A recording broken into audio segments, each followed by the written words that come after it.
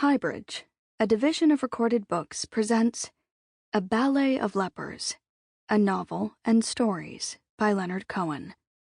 Read by Ottessa Moshfegh. A Ballet of Lepers. 1. Do I contradict myself? Walt Whitman. My grandfather came to live with me. There was nowhere else for him to go. What had happened to all his children? Death, decay, exile, I hardly know. My own parents died of pain. But I must not be too gloomy at the beginning, or you will leave me, and that, I suppose, is what I dread most. Who would begin a story if he knew it were to end with a climbing chariot or a cross? The landlady discovered an extra bed somewhere and put it in my room. She raised the rent from $9 to $11. After all, she said, it's another person using the bathroom. She was right. The poor old man had a weak bladder, and he also had to spit frequently. I was surprised at how well he spoke English. I do not remember my parents speaking so well. When they came over, they promised each other that they would never speak another word of their mother tongue. We begin again, all again, my father said on many occasions. I remember their slow, painful speech as they tried to convey the smallest items to each other. I do not think they ever broke their promise, even in the privacy of their beds. As I grow older, I realize how monumental was their individual isolation. They even refused to develop a private vocabulary of facial expressions. When my mother tried to use her beautiful eyes and hands to describe something, my father said, No, begin again, English. No subtleties, no intimacies, no secrets. They died, I'm sure, of loneliness. I never heard much about my grandfather. In fact, I thought he had died. I understand my parents used to send him a little money each month, but I'm not positive. Nothing was very clear in our house, and besides, they didn't like to involve me in anything that had to do with the past. Last week, it was towards the end of the week, I received a telephone call. The door of my room was closed, of course, and I was sitting in the room's only chair looking out at Stanley Street. The thickening night was beginning to hide the ugliness of the street. Even the stream of huge, absurd automobiles was dimming into a movement of beauty, and I could not see the faces of the drivers as they went by. Down the hall, the telephone rang. I concentrated on a couple beneath my window. My window was closed, or rather jammed, so that I could not open it and I could not hear what they were saying to each other. It was obviously an argument. She leaned against one of the parked cars, hands on hips, immovable. He stood before her, slightly off balance, raising and lowering his open hands with such regularity he appeared to be juggling invisible oranges. His movement began to irritate me, and exactly at that moment, when I became aware of the irritation, the girl seized both of his hands in hers and flung them down. I suppose she shouted at him as I would have liked to do, and stop waving your goddamn hands at me.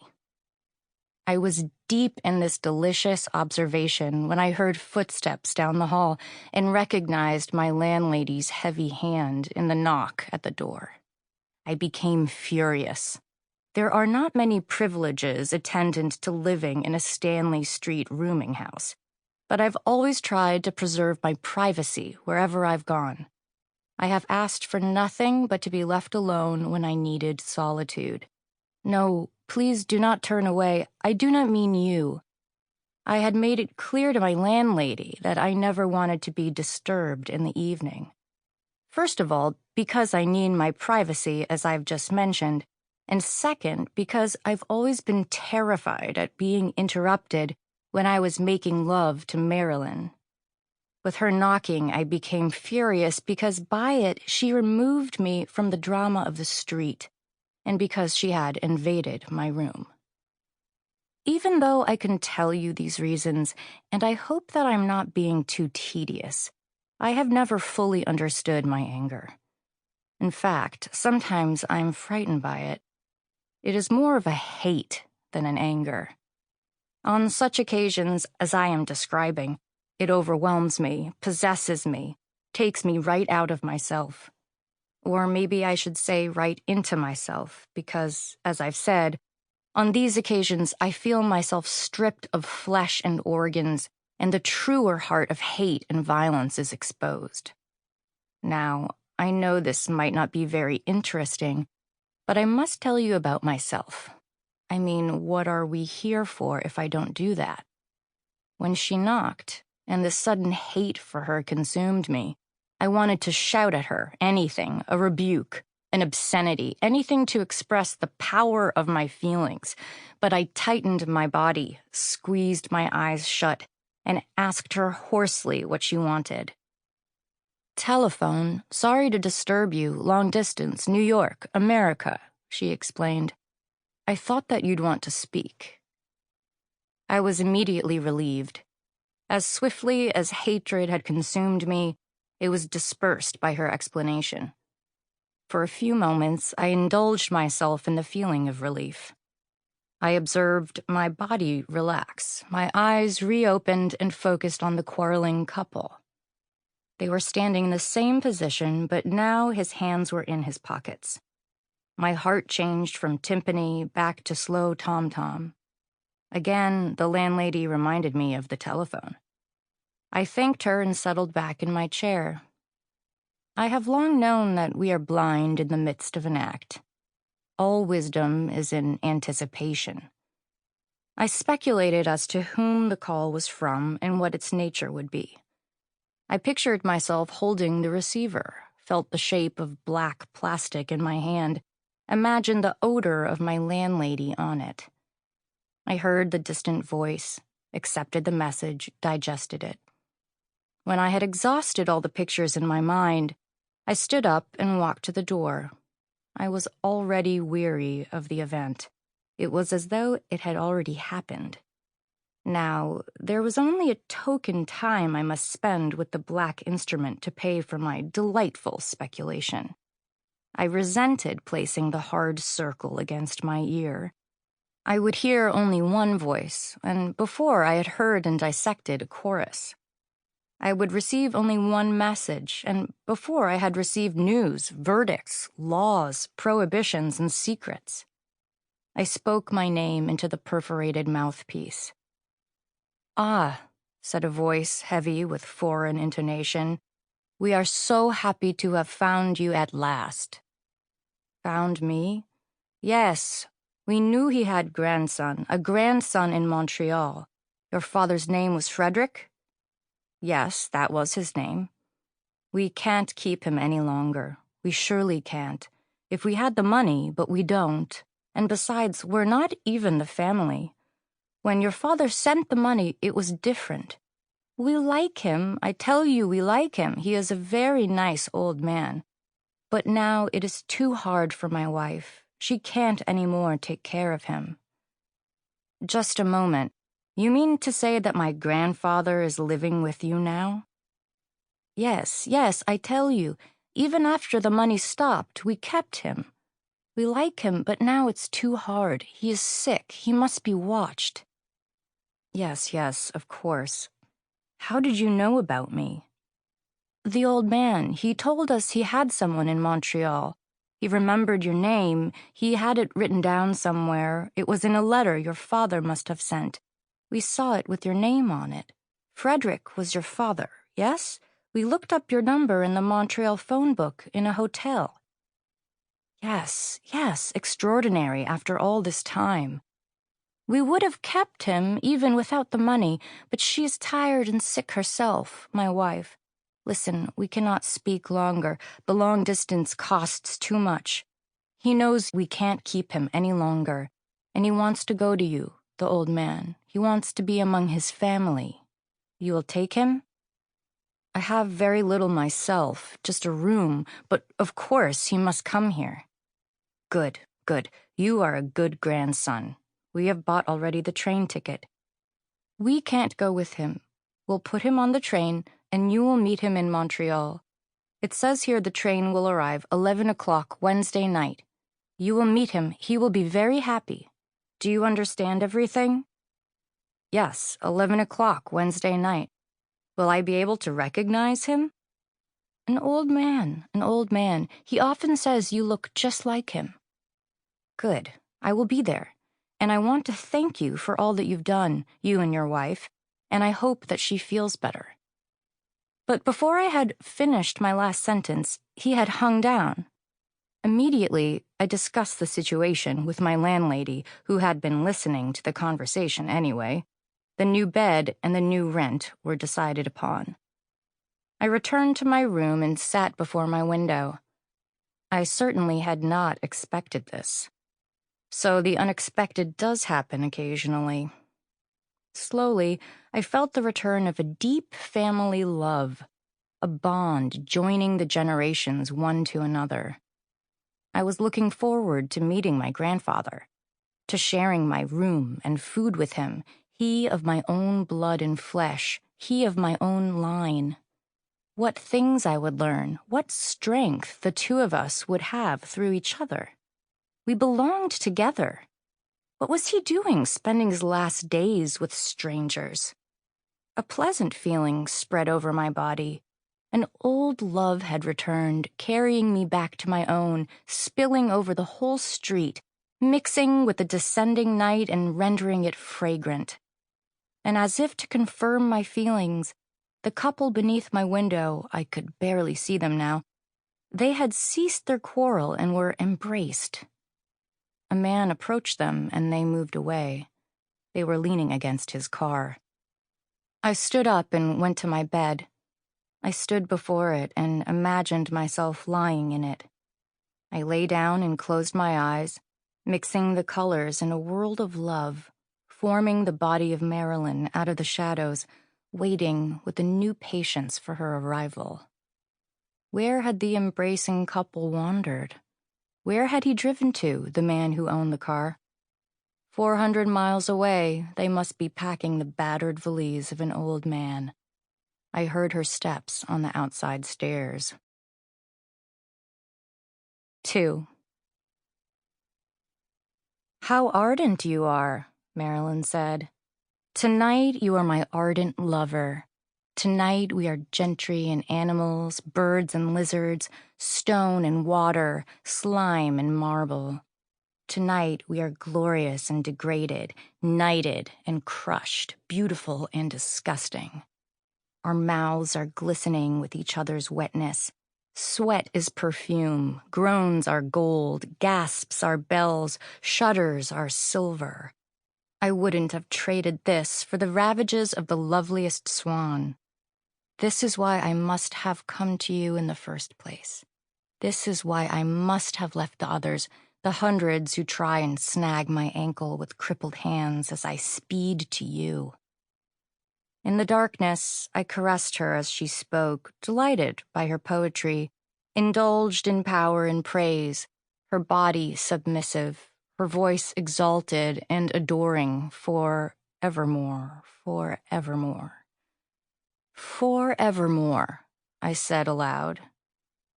This is the kind of romantic game we played when we were at our best.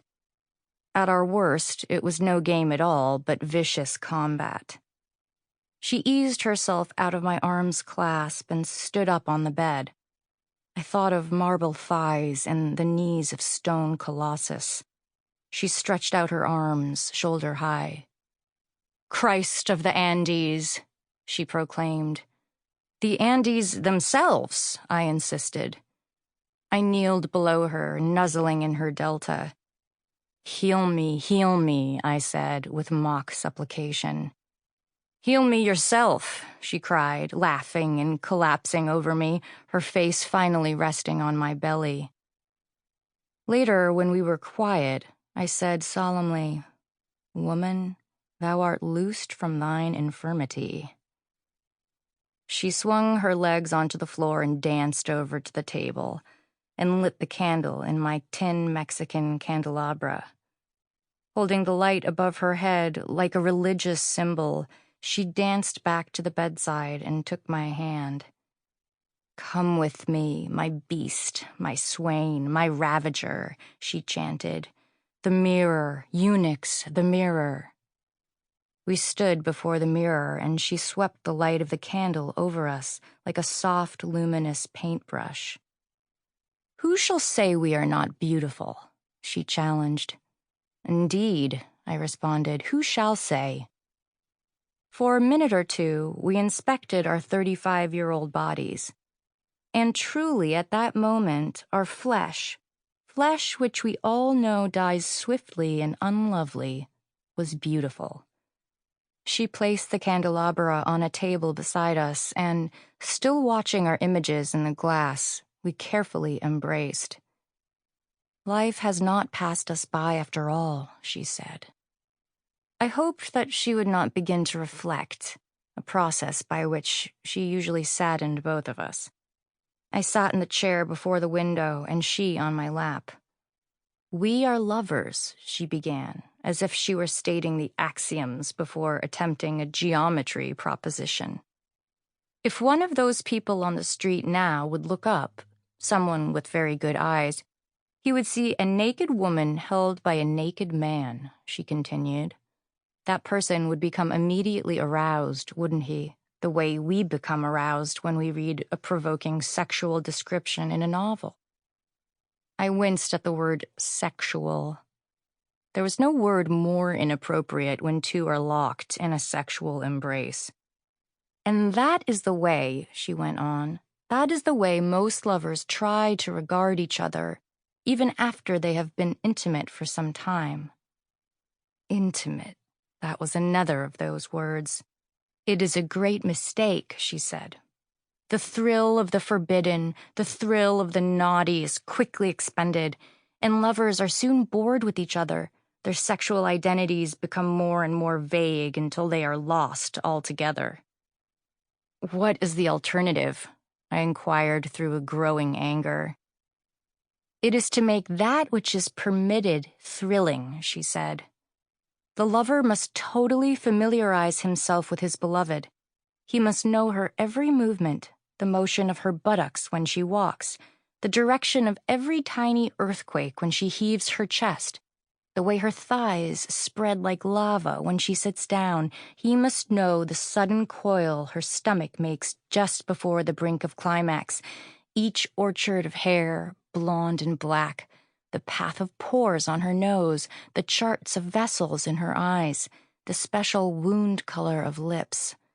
He must know her so completely, so thoroughly, that she becomes, in effect, his own creation. He has molded the shape of her limbs. He has distilled the smell she generated. This is the only successful kind of sexual love, the love of the creator for his creation, in other words, the love of the creator for himself. This love can change. It can evolve and overcome agony and ecstasy. Betrayal cannot infect its blind loyalty. It can alter, but never diminish. As she spoke these words to me, her voice became more and more charged with emotion. She delivered the last few sentences with a kind of ecstatic frenzy. I had ceased to caress her, her repeated use of clinical terms having nearly sickened me. She noticed a withdrawal. "What is the matter?" she asked. "Why have you stopped holding me?" "Why must you always do this?"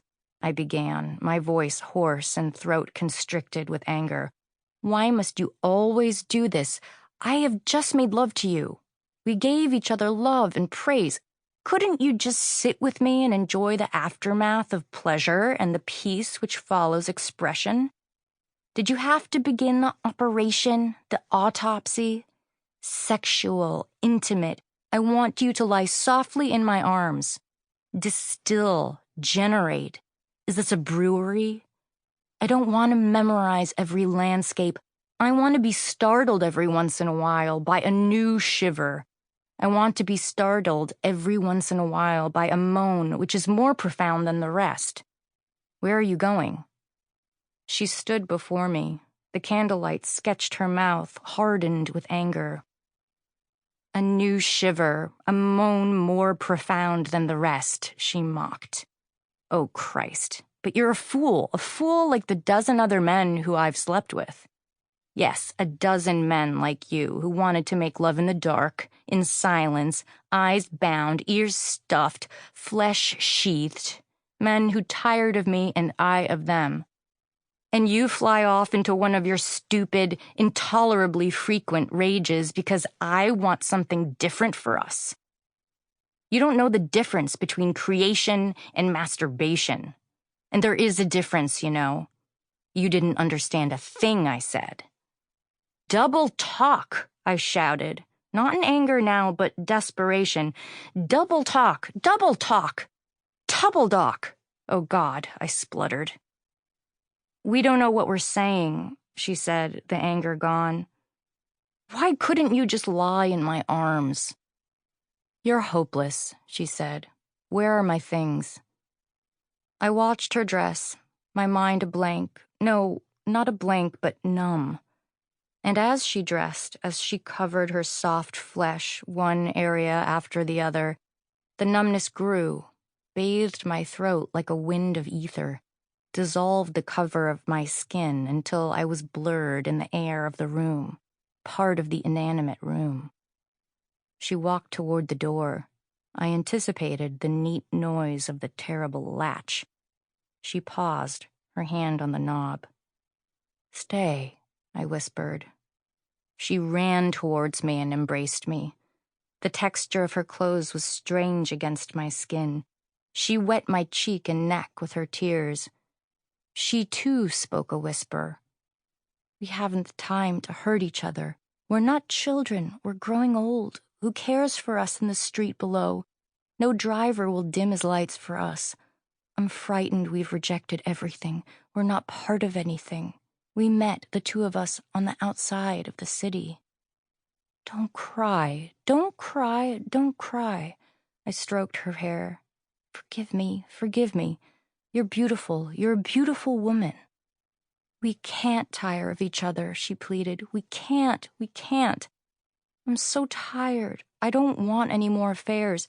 I don't want to know anyone else. I only want to know you." During her grief, I took possession of myself again. I have noted many times during my life, sadly, that only when faced with extremes of emotion in others can I confirm my own stability. Her grief restored me, made me manly and compassionate. I led her to the bed. She was sobbing, the hiccup sob of a small girl. "I'm so old, God, I'm so old." She lay in my uncovered arms. "You are beautiful," I lied compassionately. "You will always be beautiful." Soon she fell asleep in my arms, her body against mine somehow heavier than it had ever been. It seemed as though she were leaded and swollen with grief. I dreamed of a huge cloak flung onto my shoulders from a weeping man in a flying cart. In the morning, she had left as usual before I awakened. 3. I must confess that I was not at all pleased with Marilyn's exhibition that night. She seemed intent on destroying our simple relationship with clinical analysis and absurd declarations of futility. Why did she have to bring spoken sorrow into the affair? There was sorrow enough without enunciation, sorrow enough without dissection. She knew very well that sometime, sooner or later, we would have to part. Weariness, boredom, they would part us. What was the use of pretending or making up silly theories about a love based on complete familiarity? Why should we be any different from the rest? They part who exchange promises of eternity as surely as they who have the honesty to remain silent. Last year's beloveds are the same as this year's. It is only the lovers who have changed. Love is constant.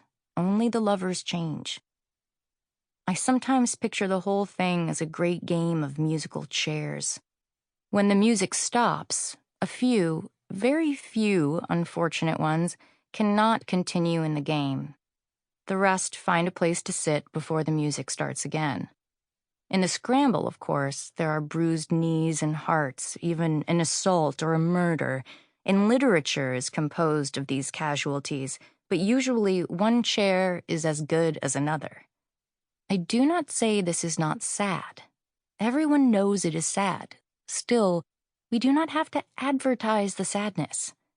It is like the sadness at the end of a pleasant meal with good friends in a land of prosperity, or the embrace of brothers in a city torn by civil war. Marilyn is right, we did meet outside the city, but in some way, everyone is outside the city. Where is the city, anyway? It no longer has walls. Never before have the rich and poor shared so many of the same things, or the diseased and the whole lived so close together. Over 1,000 years ago, a Chinese poet wrote, "The world cheats those who hold no rank." It is true I hold no rank.